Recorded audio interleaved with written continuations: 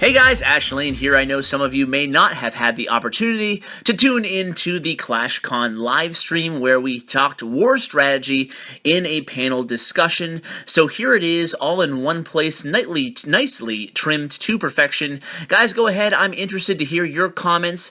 Did you think we covered enough? Did you like what we did cover? Are there points you agree or disagree with? Go ahead and let me know in the comments below. And without further ado, enjoy, guys.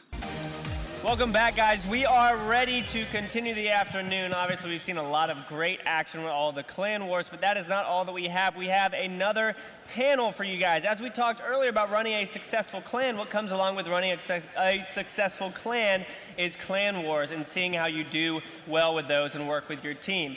So I'm going to throw it over to Alvaro, and him and the rest of the guys on the panel are going to talk about how you win every single clan war. All of them.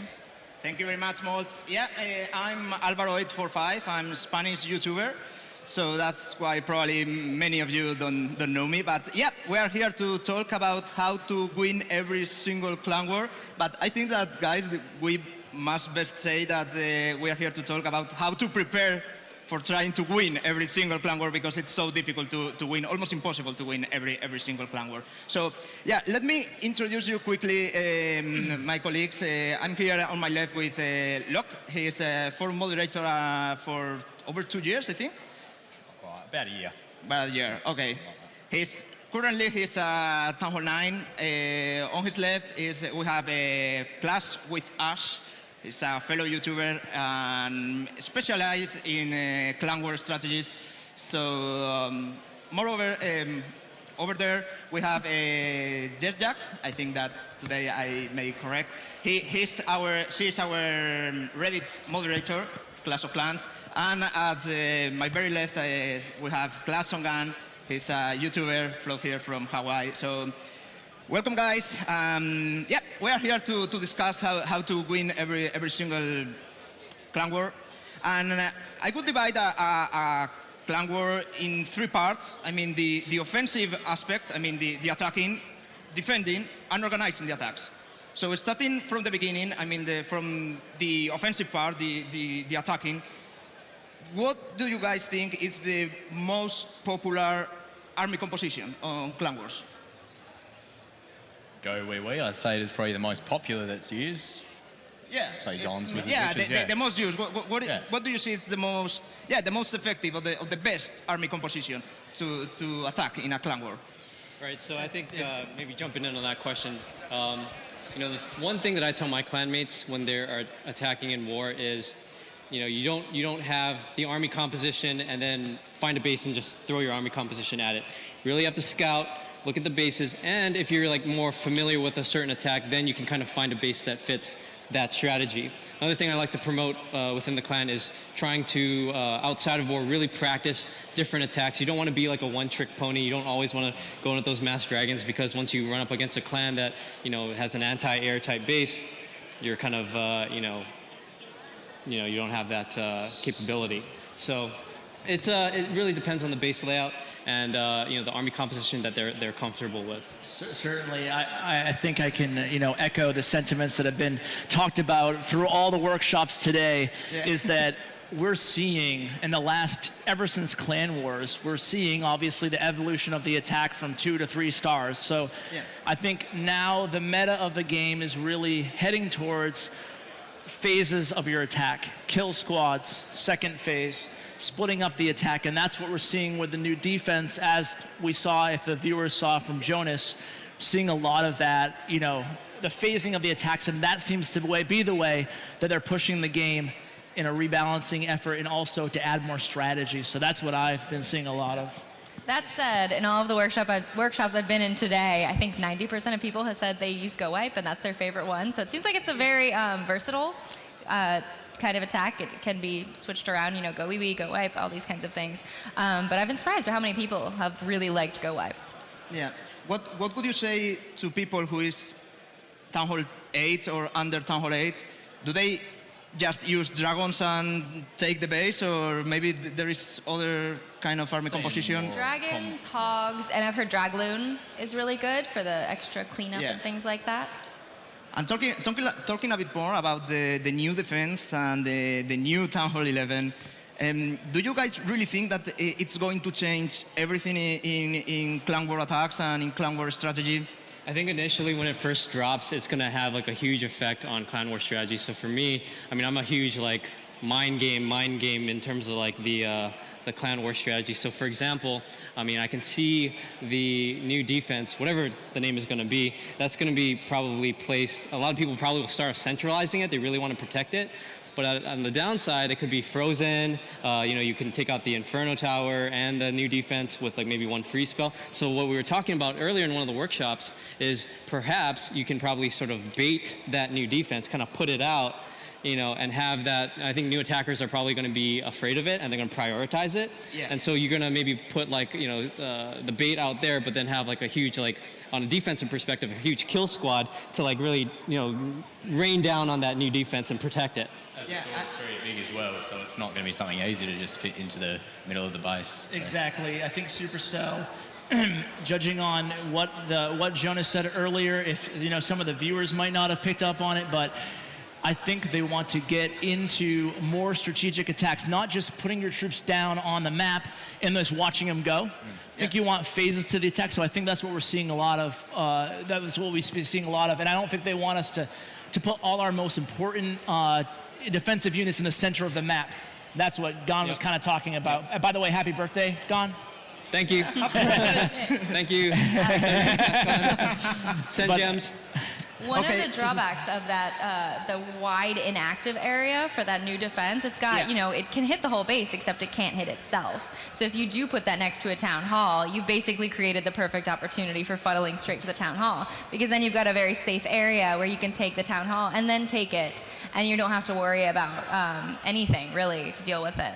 Yeah, and the new defense only works the way that you are deploying troops. The more troops you deploy, the earlier it starts to work. So maybe if you are really good with killing a squad, small killing a squad, but destroying most of the defense, maybe you has more experience on that, and can you tell a bit more about it? Absolutely. I think it's worth reiterating for folks who might not have seen the mechanic of the new defense, but it actually it starts dormant. It is sleeping. It's not active when you start your raid. So the cool thing is going to be that really lends itself to phasing your attack into two sections, even if you're going for 2 stars on Town Hall 11, because Town Hall 11, one can speculate that it's going to be very difficult to 3-star, as Town Hall 10 was when it just first came into the game because of the Inferno Towers. Yes. So, but with the troops, it takes, 100, it's still in flexibility of the exact mechanics, but it takes a lot of troops to activate that defense. So you can start the raid, do some things. It's kind of like a chess match. You can move a few pieces and then without getting to the powerful units. Mm-hmm. So I think we'll see people spreading out the troops a lot more as well because of that blast that we saw earlier. So if you have 3 golems in the same spot, it's going to take them all out. So it brings a whole new meaning to spread your troops out. Absolutely, yeah. And one thing, just to piggyback off of that, I know that if you guys saw some of that footage, we'll show it in some of the workshops as well.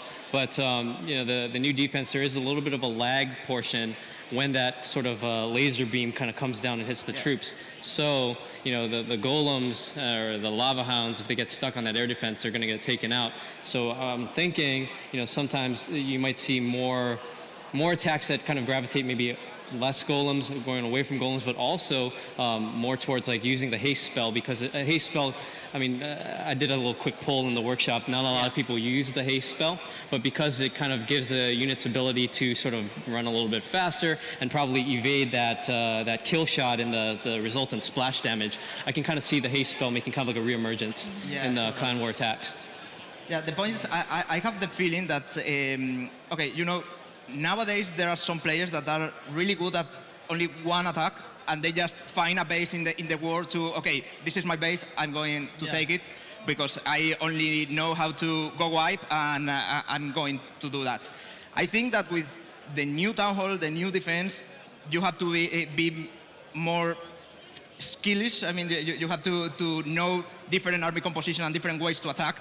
Yeah, and one thing to mention is that, you know, as Jonas alluded to, if you can read between the lines, I think there's going to be a lot more coming. A longer sneak peek, so it's hard to speculate exactly how it's going to change things, but I think we can all agree here that it's definitely going to change. Yeah, it's going to be a lot. So good. It's pretty big. Clan wars are different forever now. I think so. I think that. High level. I think this kind of makes Town Hall 10 complete in a way. You know? Yeah. But Yeah. Okay, moving forward, now we have talked about the attacking skills and so on, but it's really important to organize well and to make that the right people attack at the right bases so that you don't lose attacks. Do you guys have any experience of how to do that in a clan, in a real clan, how to organize 50 people to attack the right base? Look, yes. We use line chat, as I mentioned in the earlier panel. It's a great communication tool. So we can say, you know, this is my army composition, any ideas, any feedback, and then we use Clash Caller to lock it all in and go from there. Maybe just in Reddit, you have...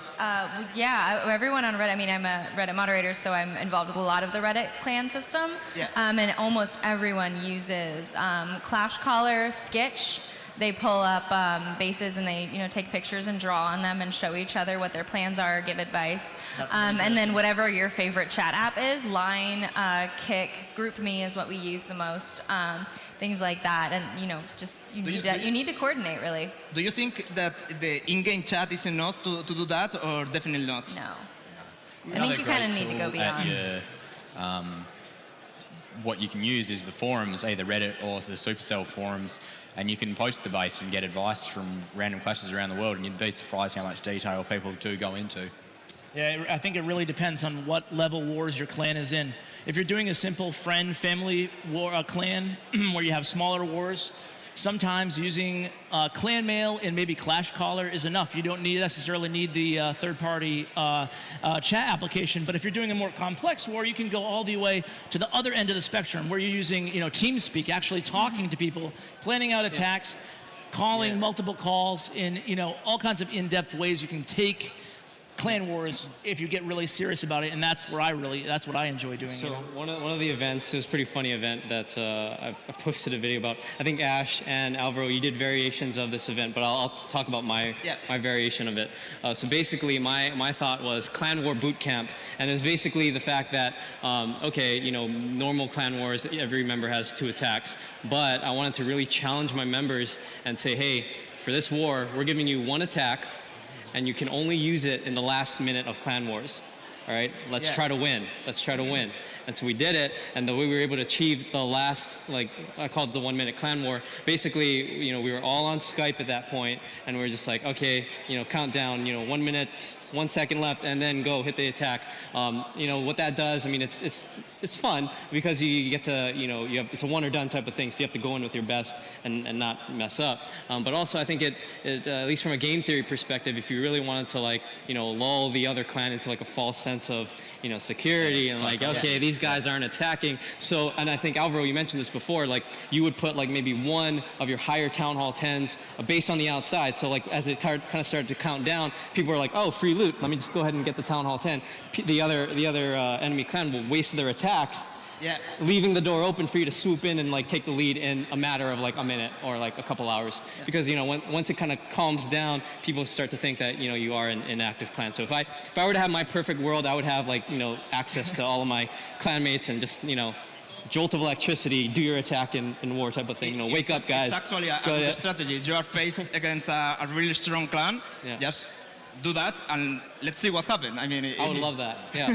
Yeah, I think it's worth mentioning that the ideal strategy for any clan, no matter what you use for as tools outside the game, is to have your lower level town halls attack first.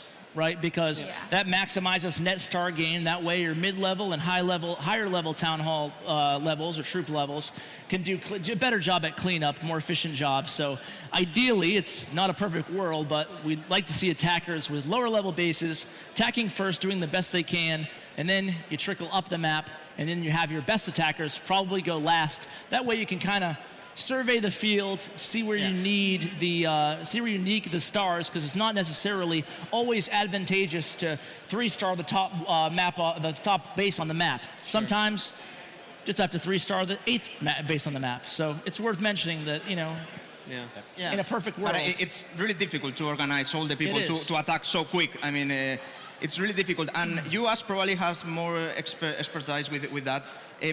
What happens when you have clan feeders and you want the clan feeder clanmates to be in the main clan to practice some wars? What do you do, and how do you organize that new people in the clan war? I don't like using the term feeder personally.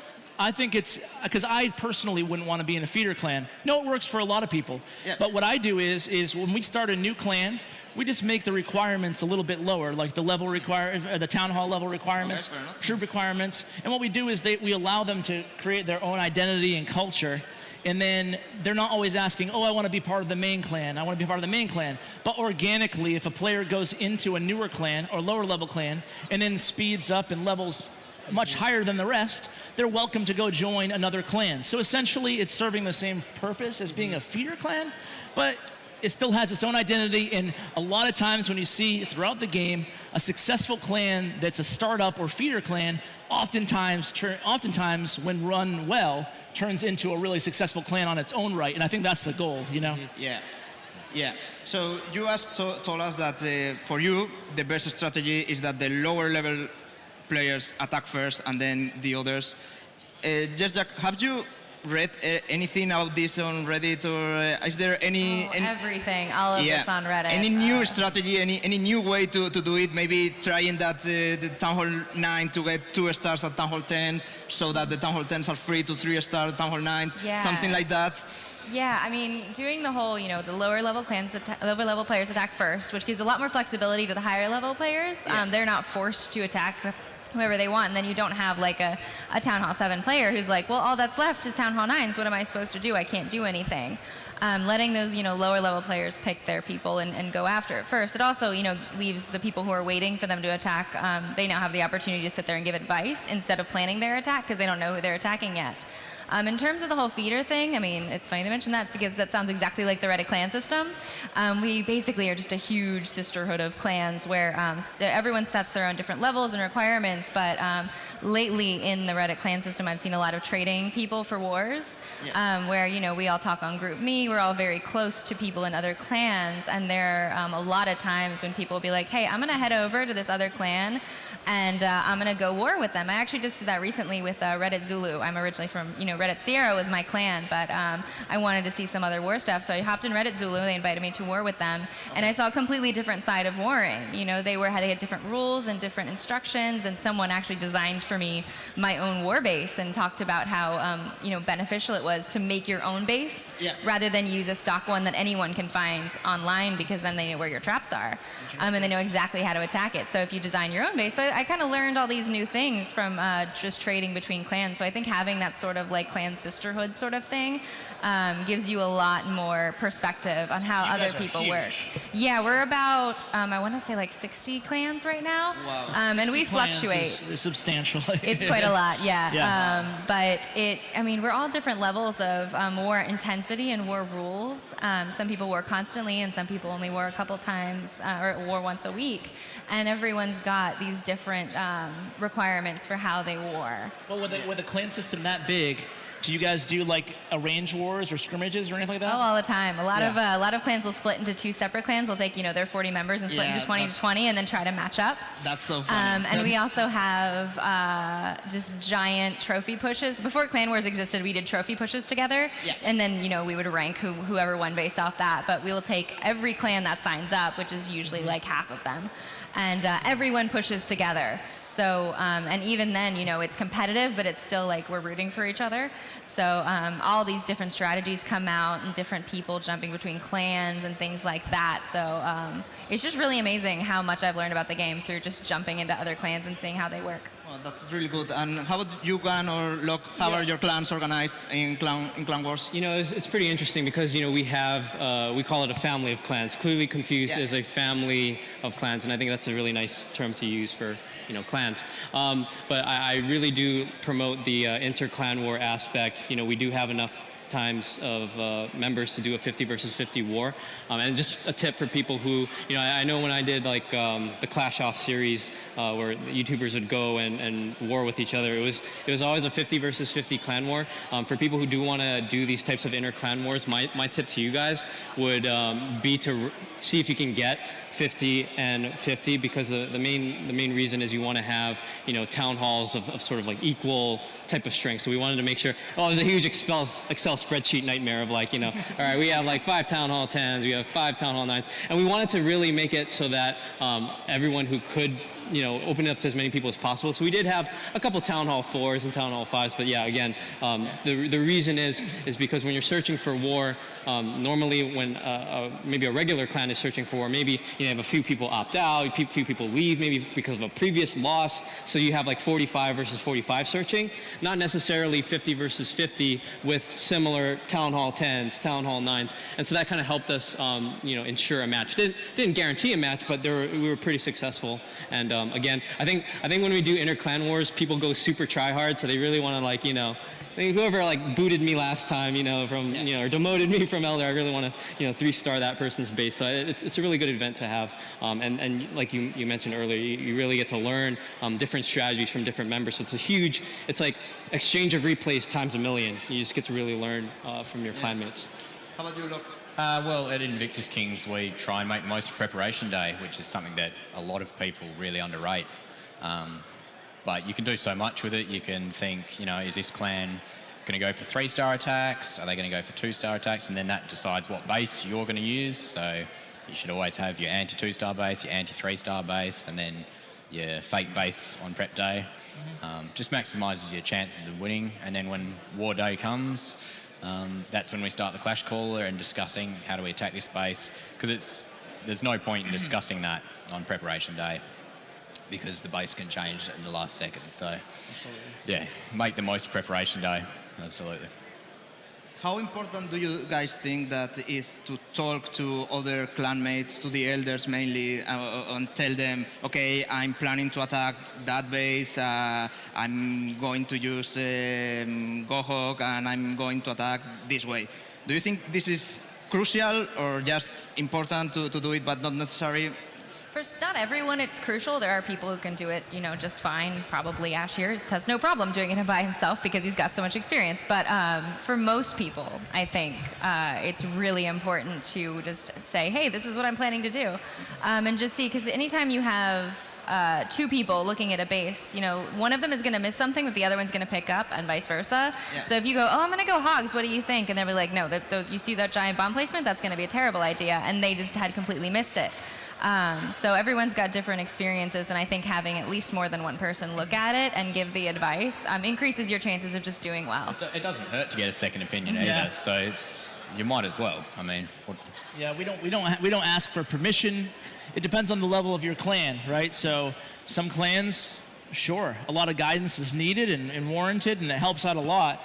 If your clan really, you know, has a good grasp of the game, of strategy, of their town hall level, of the meta strategy, then oftentimes they can kind of go on their own. But it's like you said, it's always a great idea. I always run not always, but, you know, oftentimes I'll run, hey, do you think, I'm thinking northwest here, you know, on whatever, you know, just running attacks by your clanmate's always a great idea for anybody, you know. Hey, Ash, you told me yesterday that you have a particular way to recruit new members on your clan, and you see how the performance on the new players, the first wars. Yeah. How do you do that? Well, so I'm a big advocate of recruiting to a clan based on demand, right? So if your clan isn't full, or if you're low on clan members, or if you're having a bad stretch in wars, or, I mean, everything plays into how you should be recruiting, in my opinion, right? So if you really need members, I'm more apt to give somebody a chance to prove themselves. My clan has been established for over 2 years now, and we've been constant war ever since. So we're always full, so we're allowed to set the bar pretty high. So tying that into the question, sorry, I have tendency to ramble. But what we do is we have a probation period for new members. So it's not where we're mean, but we're actually helping the new member with attacks if they're not sure. Because a lot of Town Hall 9s, especially, we're Town Hall 9 and 10. A lot of Town Hall 9s aren't familiar with 3-star attacks, 2-phase attacks, 3-phase attacks, Queen Walk, Gola Loon, Go Ho Wee. All these strategies can be overwhelming. So what we do is we try to see where their knowledge level is, and if it's not to where our clan is, we can refer them to another family clan. So we do a 3-war mandatory probation period for new members. Okay. And they can't opt out. There's, they have to war. So then we touch base with them throughout those 3 wars, and we go from there afterwards. So that's how my clan does it, but I think it really depends on your clan size and your commitment to clan war levels. There's a lot of, there's a lot of farming clans out there, and there's a lot of. That's pretty interesting. Do you guys have the same rule in your clans or something similar? I know a lot of clans do kind of like watch new members for a little while just to see if they fit. A lot of Reddit clans actually have an application process in the beginning where pretty much every clan in the Reddit clan system has their own subreddit where they localize everything they do and talk about wars and give updates on the clan and things like that. But they'll go through this, not just like you have to have whatever, town hall level, but it's like fill out this explanation of what your usual clan war attacks are, what you're good at, what you plan to do with the game in the future. It's not, if you put down farming and you're applying to join a war clan, you're probably not in the right place. And they have this, it's pretty simple, usually at least, just to put down kind of what your goals are with the game and what your experience is, and they base off of that who they think is the right fit for a clan. Because I think finding a person who's right for your clan is really important as well. If you've got a bunch of people who are really serious about war, you don't want to put someone who's not really enthused about war into that, because that just creates kind of a bad environment for that person. So that application process, I think, is like the reverse version of the application process, the probation period afterwards, where, you've kind of gone through the process, and then you're accepted once they're pretty sure of how well you're going to fit. At Invictus, we've never kicked someone for a poor war performance. We'll kick if they're not trying to improve and if they don't want to listen to feedback, but you could get a 10% no star, and as long as you've tried, we'll go for it. But that's, again, we're not a war clan. It definitely depends on the clan. A lot of Reddit clans are just like, sure, we'll take whoever. We don't really care. We just look for people who are trying to improve. So. It's funny because when Clan Wars started, you didn't even know if one of your clanmates was a bad attacker or not. You're like, well, so I think it changed a lot of the way. It definitely did. Obviously, yet again, not to, because I'm pretty pumped about what might be around the corner, but Jonas said he wants to hear from the community loudly. This seems to be about content, this new update, and he said that he wants to hear, do we want more different versions of Clan Wars and stuff like that, like we've seen all day today, So I know that my answer is going to be a resounding yes, and I think this sets the table pretty nicely for that. Totally. Yeah. One thing, a good bit of advice that I would give people who are, active in war, or even maybe, more casual in war. I know a lot of times people do set war star minimums and things like that, and that's fine. But I will say a little bit of a caveat is, war stars can be inflated. People can, down hit severely and just rack up the war star, so it kind of distorts that view a little bit. And also, to Ash's point earlier, when Clan Wars came out, I was a Town Hall 10. So, I was expected to attack other Town Hall 10s, and sometimes it's not always easy to, get, 3 stars on a Town Hall 10. So, you have Town Hall 9s that might have more war stars than me, but just, purely because they have the capability of, more frequently 3-starring a Town Hall 9. But now they're a Town Hall 10, and the war stars still get compared. So, just know that, sometimes statistics can get inflated.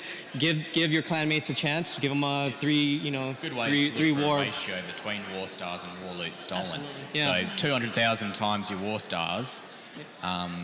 is a good ratio, and that'll say, this person's attacking at their level, this person's not attacking at their level. Sure. And at the very same time, though, in that scenario, there could be cases where someone does really, really well, but like, you know, from a war loot perspective, their clanmates might not be doing that well, you know, so that kind of maybe, you know, they'll have high stars, but low loot. You know, it's not their fault. Their clanmates might not just be like finishing the job and carrying them to victory. So again, these stats are like really, you know, it's a nice thing to look at, but at the same time, just know that, you know, you might be missing out on a fairly decent attacker if you kind of close your doors and set those minimums. It's a good point. Yeah. Yeah. Okay, let's talk a bit about the defense. I mean, we have been talking too much about the attacking, but defending is important as well. So, how do you build a clan war layout, a layout for the war? I mean, is it worth it to make easy to get 1 star, maybe 2 stars, but too difficult to get the 3 star? Or just make a strong base and try to don't get any star? What is the best strategy over here? It really depends on what clan's attacking you, really. I'd always stick with an anti-2 star base and an anti-3 star base. There's no base that will always defend. It doesn't exist. So you really got to judge your opponent and go from there.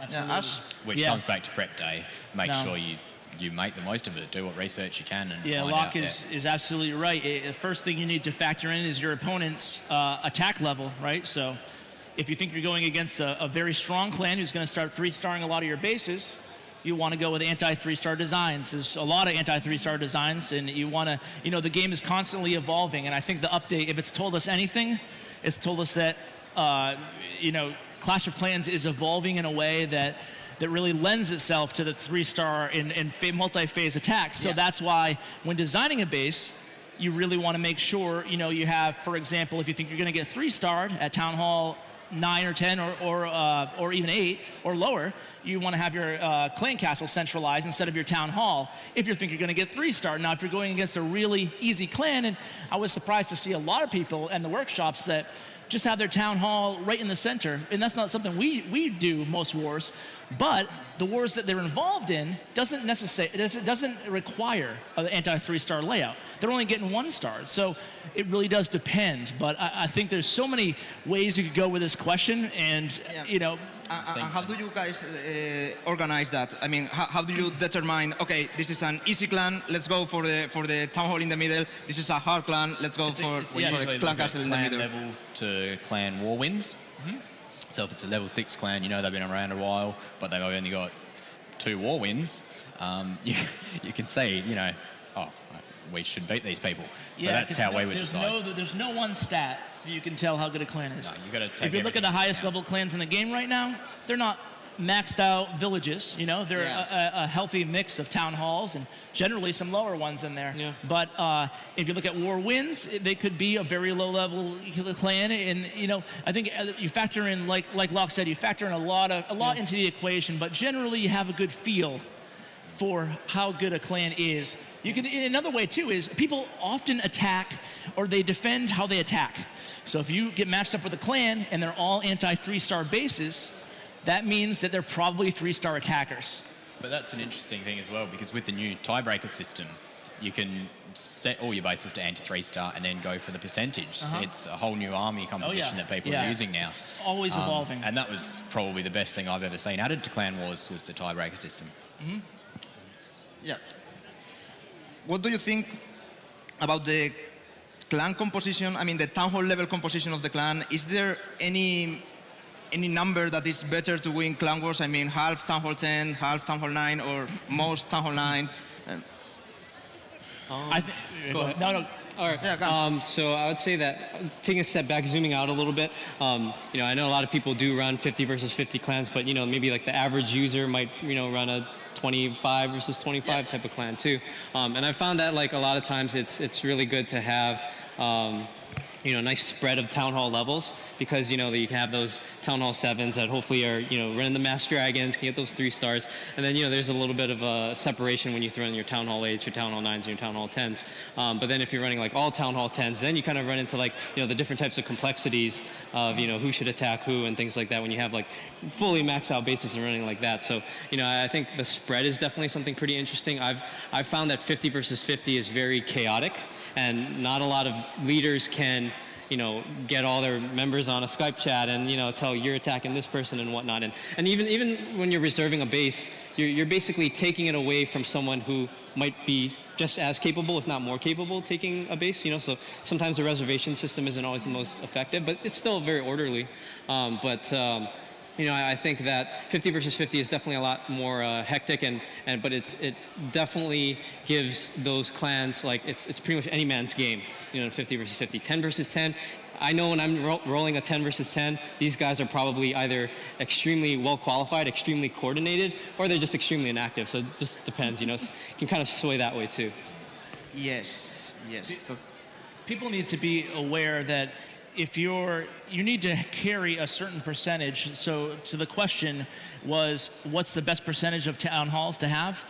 I think the most important point, in my opinion, is that you don't want to, let's say you have 50 members in clan, to make it easy numbers. If you have 50 town hall, if you have 45 town hall 10s and 5 town hall 9s, you're not going to get, more often than not, you're going to be mismatched, because you need to have enough, every base has their own weight, right? So you want to have a nice mix. If you're going to diversify your town hall level, you want to make sure that you have a good amount of town halls at each level, if that makes sense. So, like, for example, my rule of thumb, and this always fluctuates, we all know the war matching system can really hand out some mismatches from time to time.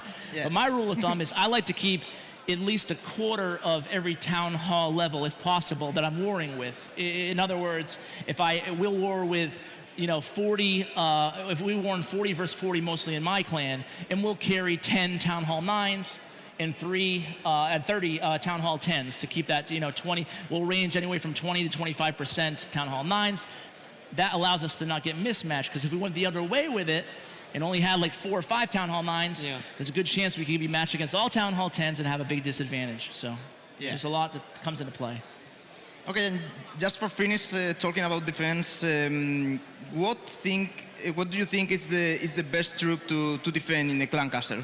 Really depending on the town hall level, of course. Yeah. Right, so I'd say for town hall 8, you'd be looking at a dragon. But all the clans should have a dragon. Yeah. Dragons are definitely the most popular clan castle troop, I would say, throughout the game. What I mean, is it worth it to everyone has the same troop in the clan castle? I like diversity. Yeah, you never want to always have the same troop, because then once they catch on, they're going to realize, oh, I'm going up against a dragon. Everyone's got a dragon. I know how to take care of a dragon. So you want at least some diversity. If you can get something different, that works just as well. What other troops would you put in a town hall 8? Town hall 8, maybe Valkyrie? Yep. P.E.K.K.A.? Yep, you can throw in. I mean, there's no question that at Town Hall 8s that dragons are huge. They run because of just the 20 troop capacity. I mean, the 25 troop capacity. Yeah. But some people use balloons or Valkyries, combination of balloons and Valkyries. Yeah. I would recommend definitely any anti-poison spell type troop, and that's like, you want to avoid the witches now, you want to avoid probably archers, probably the wizards. But, with the new revamped poison spell, as I was talking about in one of the earlier workshops, is you have to pay attention, and this is something I actually learned from one of Galadon's videos, is you have to pay attention to the shadow of the troop and, not where the troop currently is, because sometimes in air clan castle troops that are defending, you have to be careful about that, and you have to be cognizant about that. But yeah, other than that, I think a lot of times now, because now since the poison spell increases in damage done to troops, before it was like a flat rate, now you have to really like lure out those clan castle troops, stop your raid, drop the poison, let it work its magic, because oftentimes, the poison spell radius, if you do what's sort of like I would call it like a drive-by poison spell, oftentimes the troops will walk out of that radius without giving it enough time to scale up and do the full amount of damage. And sometimes that's why you have the witches at, like a sliver of health, or, wizards that aren't completely dead yet. That's exactly why you want a very centralized clan castle. Yeah. Because that poison spell, you just can't afford to be lured. Absolutely. How about Town Hall 10? Lava Hound? Yep, Lava Hounds have been greatly, the effectiveness has been greatly declined after the smaller update we just saw previous to this announcement, and that was when they changed it so Lava Hounds are no longer triggered on air attacks. So when there's a Lava Hound, you're really opening, especially at Town Hall 9, you're really opening yourself up to air raids, or there's obviously you can distract it in the corner with a healer, an archer. There's a lot of ways to get around a Lava Hound, but at the same time, I like mixing in a Lava Hound or two to keep the attacker guessing, because that's part of the battle. You know, you want to make sure you diversify so they can't predict what's in the clan castle. But Lava Hounds still have a place in clan castles in the game, especially at Town Hall 10. And they can stifle an inexperienced attacker at Town Hall 9 as well, because it takes so much time to kill if they don't correctly lure, or depending on the attack they're doing. So and there's a lot of flexibility there, but I think they still have a place in the game, but it's definitely been mitigated a decent amount in the last... Okay. Now, just to finish, I would like to ask you guys if you could summarize in one sentence the best advice to these people about how winning every single clan war, what could it be? Coordination. Coordination. I'm done. Use your resources.